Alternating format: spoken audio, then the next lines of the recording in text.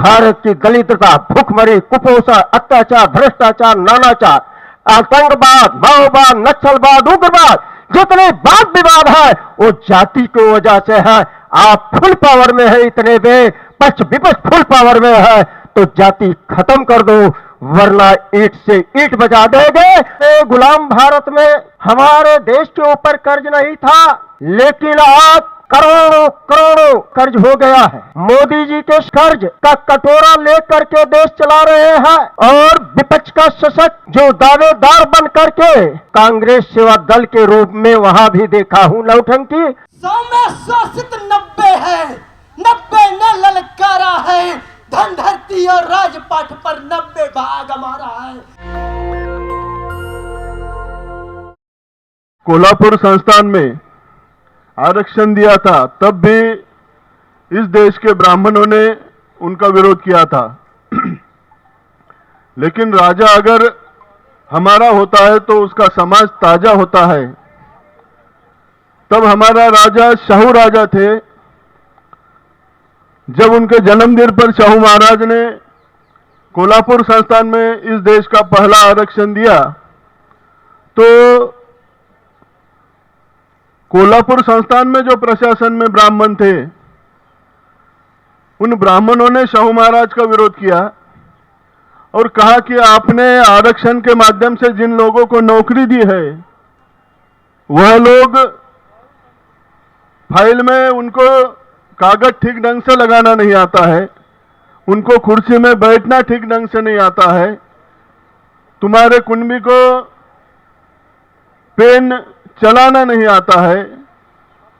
तो शाहू महाराज ने जीआर निकाला था तब कोल्हापुर संस्थान में कि मेरे कुंबी को, मेरे माली को, मेरे ओबीसी भाई को जब ये आता नहीं है ये बातें प्रशासन की, तो मैं आपको 15 दिन का टाइम देता हूं।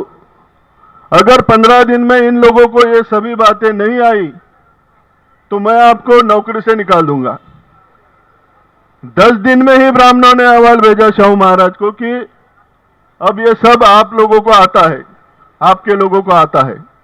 तो एक राजा हमारे प्रजा के लिए, अगर वो लोक कल्याणकारी राजा है तो वो हमारे प्रजा के लिए सब कुछ कर सकता है। लेकिन हमें वोट का अधिकार मिला, संविधान में जो हमें अधिकार मिले थे उन अधिकारों से हमें दूर रखा।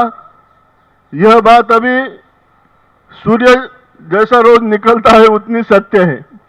अभी हम उनको मांगने से वो हमें देंगे नहीं। हमें इस देश की सत्ता हमारे हाथ में लेनी होगी। बाबा साहब ने कहा था कि ओबीसी सोया हुआ शेर है, अगर वो जब जागेगा तो इस देश का जो मनुवाद है वो मिट्टी में मिल जाएगा। और माननीय वामन मेश्राम साहब और खास चौधरी विकास पटेल जी के माध्यम से इस देश में ओबीसी में एक हमारी जो विचारधारा है वह विचारधारा तेजी से फैल रही है। जो आंदोलन होते हैं, जो धरना प्रदर्शन होते हैं या भारत बंद की प्रक्रिया होती है, हमें इस मौके का फायदा उठाकर खास करके ओबीसीओं ने गांव-गांव में जाकर हमें यह हमारा जो मकसद है, हमारा जो उद्देश्य है, यह लोगों के सामने लाना होगा। और जल्द ही मैं मौर्य क्रांति संघ जो धनगरों में वैचारिक काम करने वाला जो संगठन है, उस संगठन से पूरी ताकत के साथ मैं इस चौधरी विकास पटेल जी के संगठन के राष्ट्रीय पिछड़ा वर्ग मोर्चा के संगठन के पीछे पूरी ताकत के साथ हम रहेंगे और आने वाले समय में हमारा जो उद्देश्य है उस उद्देश्य को हम पूर्ण करेंगे। धन्यवाद। इस विकसित राष्ट्र को 15 अगस्त 1947 से ये विकासशील भी नहीं रहने दिए। ये हमने माना कि हमें गुलाम भारत में हमारे देश के ऊपर कर्ज नहीं था, लेकिन आज करोड़ों करोड़ों लाख करोड़ों कर्ज हो गया है। मोदी जी के सामने प्रॉब्लम है कि ये कर्ज का कटोरा लेकर के देश चला रहे हैं, तो अगर उन्हें जात जनगणना के लिए उन्हें जात जनगणना के लिए परेशानी आ रही है इनकम का, और विपक्ष का शासक जो दावेदार बन करके उनके सामने बहोरी बटोरते हैं, नौटंकी करते हैं। बहुत करीब से उनके 26 अकबर रोड में मैं कांग्रेस सेवा दल के रूप में वहां भी देखा हूं नौटंकी, तो मैं उन लोगों का नौटंकी से वाजिब हूं।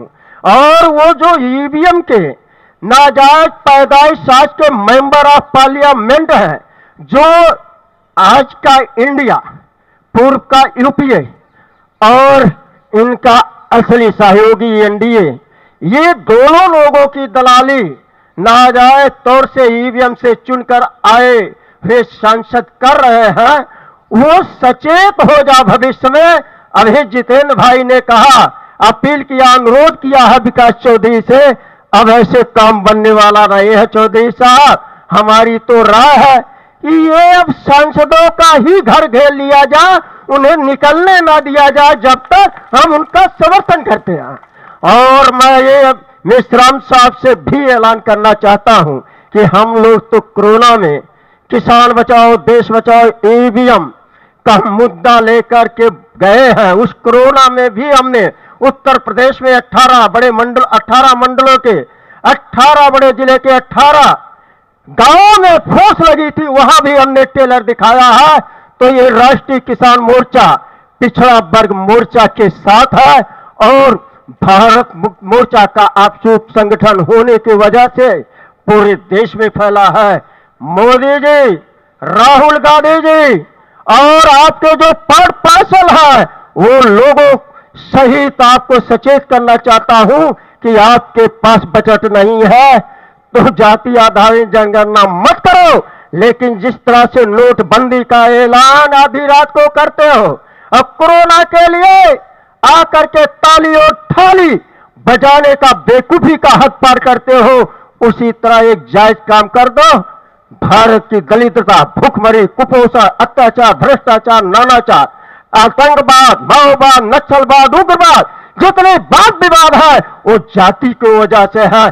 आप फुल पावर में है, इतने में पक्ष विपक्ष फुल पावर में है, तो जाति खत्म कर दो, वरना ईंट से ईंट बजा देंगे, न रहेगा बांस न बजेगी बांसुरी।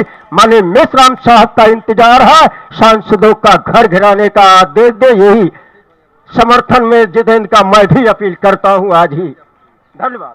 नेशनल दस्तक की आपसे गुजारिश है कि अगर इसको बचाना चाहते हैं तो नेशनल दस्तक को सब्सक्राइब करने के लिए रेड कलर के सब्सक्राइब बटन को दबाएं, फिर बेल आइकन की घंटी दबाएं। नेशनल दस्तक को बचाने के लिए बहुत जरूरी है कि हर खबर को शेयर करें, लाइक करें, कमेंट जरूर करें।